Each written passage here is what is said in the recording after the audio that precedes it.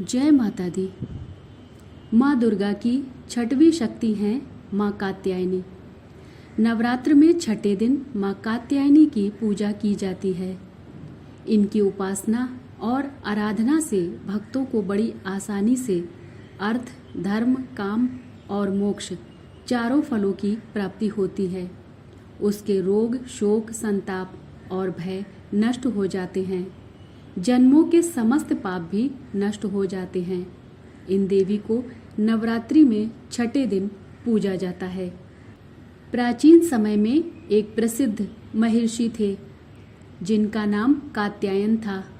उनकी कोई संतान नहीं थी और वे देवी भगवती को अपनी पुत्री के रूप में पाना चाहते थे।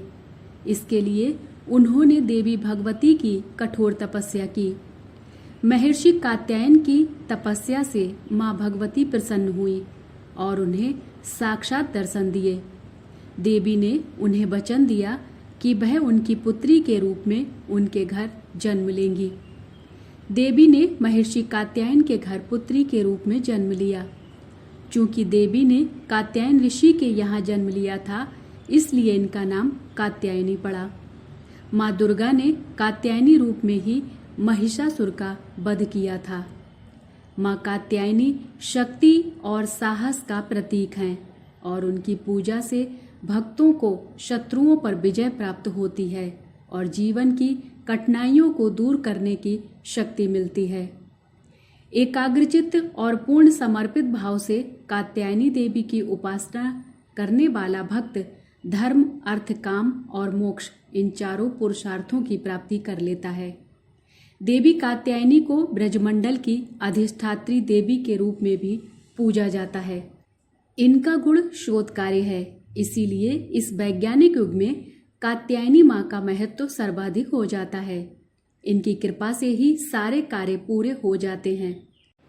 भगवान कृष्ण को पति रूप में पाने के लिए ब्रज की गोपियों ने इन्हीं की पूजा की थी। यह पूजा कालिंदी यमुना के तट पर की गई थी, इसीलिए ये ब्रजमंडल की अधिष्ठात्री देवी के रूप में प्रतिष्ठित हैं। इनका स्वरूप अत्यंत भव्य और दिव्य है। ये स्वर्ण के समान चमकीली हैं। इनकी 4 भुजाएं हैं। दाईं तरफ का ऊपर वाला हाथ अभय मुद्रा में है तथा नीचे वाला हाथ वर मुद्रा में। माँ के बाईं तरफ के ऊपर वाले हाथ में तलवार है व नीचे वाले हाथ में कमल का फूल सुशोभित है। इनका वाहन भी सिंह है। जन्मों के समस्त पाप भी नष्ट हो जाते हैं। इसलिए कहा जाता है कि इन देवी की उपासना करने से परम पद की प्राप्ति होती है। बोलो कात्यायनी मैया की जय।